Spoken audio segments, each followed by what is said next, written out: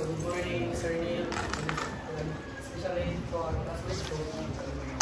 So my business proposal is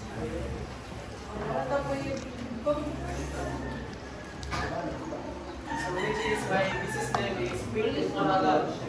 So what do you mean lunch?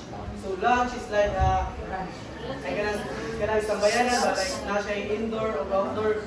So which is nagplano ko mga buto ko dahil Quick Impora Lunch, and which I chose this business name kay mostly kay mga orang na kita sa uban niya mga store na mga pagkaunan kay mga kwanda. Tapos dito sa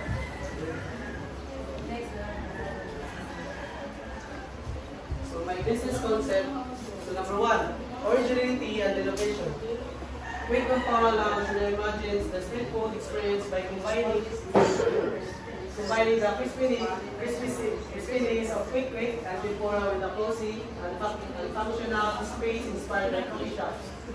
This lunch will provide a dual experience. So as I said earlier, that's na ako indoor or outdoor.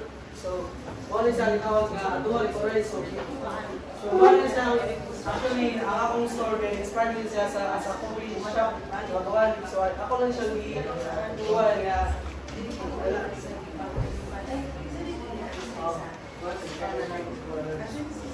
so, what do you mean a dual experience? A dual experience, so number 1, outdoor natural lunch. So, a vibrant open space dining area where customers can enjoy Quick Impora in a relaxed social setting. So, kaya isang outdoor, so, you can either choose pwede lang sa gawas mag-standby magkuhan ka magkaon or gusto sa mga pililit ng mga butambay or ganang mga pwede na sa ninyo mga pamilya mo or mga friends mo mga mag-stop na ninyo sa gawas. So sa next, indoor library and study lunch. So peaceful, minimalist, indoor area with books and comfortable setting. Designed for students and professionals looking for a quiet place to eat and work. So actually, ang students mo gid kay kagawin na magid sa dito kita mag-study ta. So nasa koy indoor. So pwede na mo mukha nito na nasa siya dito na basahanan. So kung kato sa nga mga remote worker kanang work at home, pwede na sila makapanis sa indoor while magkaroon sila.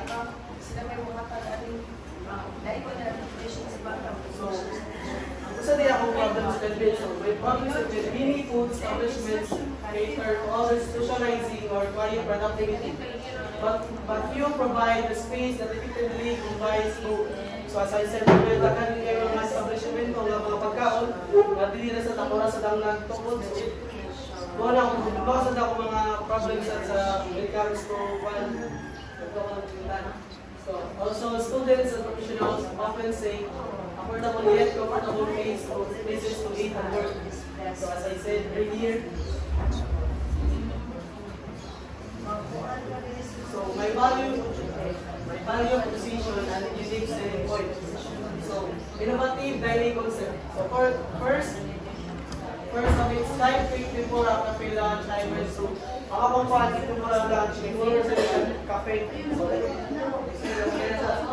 So all-in-one experience of fun, lively outdoor space, peaceful, study-friendly indoor and lunch. So premium yet affordable, the quality food, cozy ambiance, and reasonable prices. So actually, ang lakas yung mga prices niya kay affordable din sa students. Ito so gano'n para ang mga students kay makahinalo ng palit. Hindi na din sa expensive regulation. So, community-oriented. So, ano to guys, for students, remote workers, at food lovers. So, actually, hindi niya makalimutan ng mga lovers niya. So, kaya yung mga mata. So, as you can see, na siya yung 4 times niya sa mga market analysis o target market or business model. So, I'll explain later. So, market analysis. So, my target market, which is the students who need a study-friendly and dining space. So, also the young professionals and remote workers.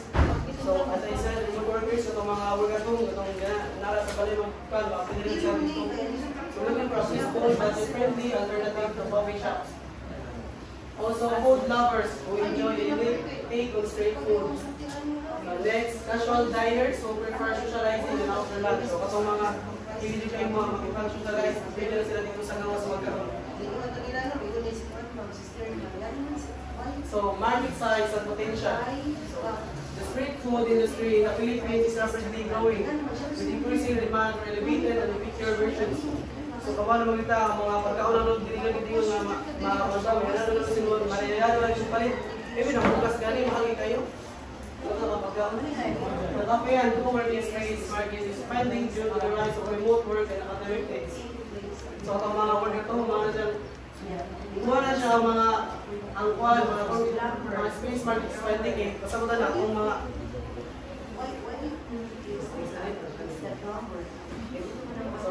So I have a competitor analysis and competitive advantage. So first, my direct competitors include that also my street food vendors, coffee shops, and casual dining spots.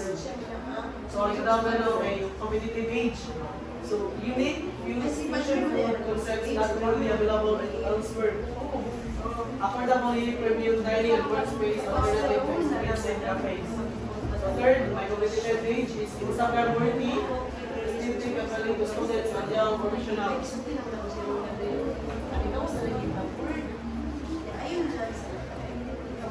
So my financial projections, revenue and expense forecast. There are 4 types of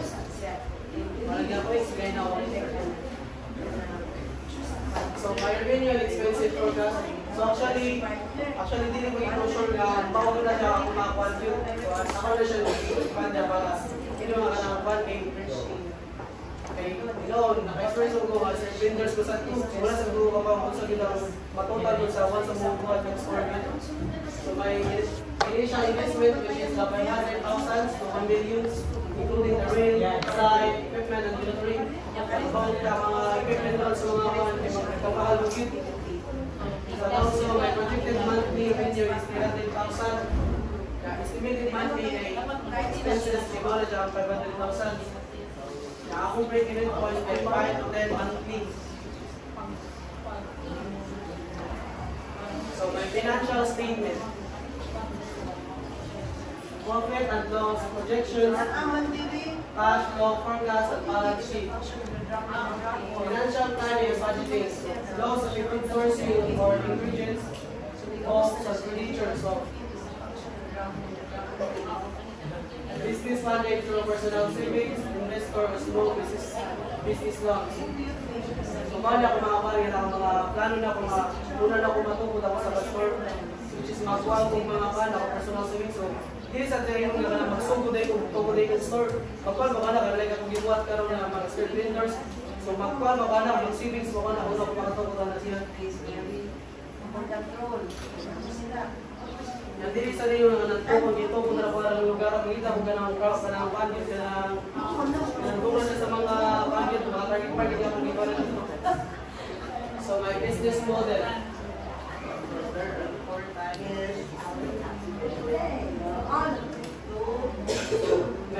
My revenue streams, which is the food and drink sales, which is the quick tempura dishes, drinks and combo meals. So lahat ka sa pwedeng mga kabang iwa sa kanang pan pa nila sa kanang drinks na sa may supremo na may ganang overload din na basta sa kanya na overload siya. Dili sa niyo kanang baby product siya, pwede ka servo siya sa vendors. Dili kasi siya umaga kasi siya kanang French fish na diba? Yung French fries, plus French fish. Library lunch is optional or daily pack extended lunch. Actually, depende na sa kanang quality. Wala. Okay, naman na, di ba dito ka naman may na bitaw ka ng quality. Para sa desya, hindi ka lang ako sa hindi quality ba para kung mga so, depende na lang, kung sa oras ka na kung stay dito, actually, ako bilang ang pakayo sa quality. So, commercial guys, kay branded tumblers, reusable utensils and books. So, kaya mga siya mga useful lang mga event and workshops. Mga isa, mga ganang mga talibok dito, networking events and small talks.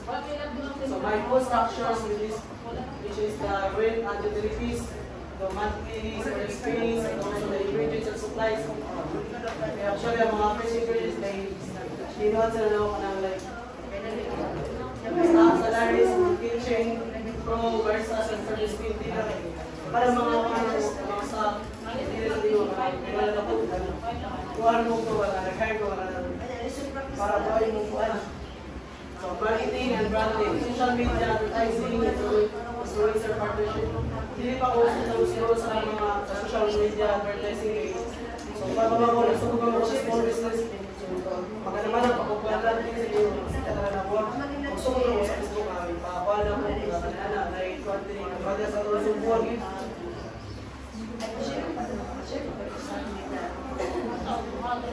So, profit generation. Affordable, high-quality meals, attracting repeat customers, members, related programs, study lounge users, partners with schools, and freelancers with long-term companies. My feasibility study. Number one, business viability analysis. High demand for affordable studies, lunches, and grocery street food. Growing number of remote workers and students leading wine spaces. Strong market interest in building affordable food places.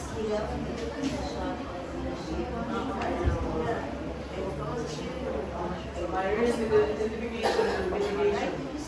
Market competition and differentiate with the unique concept and social media engagement. So health and safety concerns, actually strict and sanitation and food protection policies. Dili kayo mga yoga, igual siya.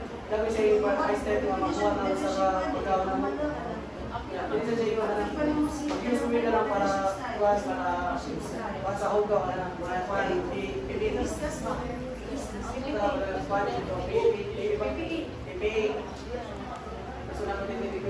Seasonal sales fluctuation offers promoting and expand in mind. So ako minto din ito yan ako gusto ko mag-extend ako sa minto na ako nakatong dito sa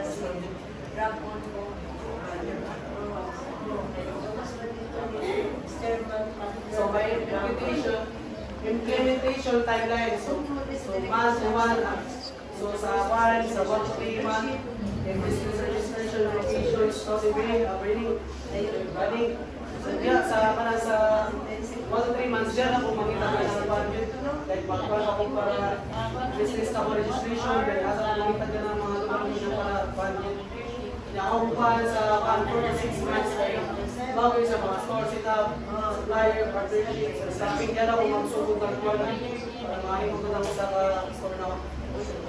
So sa last na kaya 7 to 9 months, may muna sa so touch na po, marketing, campaigns, recipe, and customer land. Diyan ako sa pag-update as soon as possible. So thank you for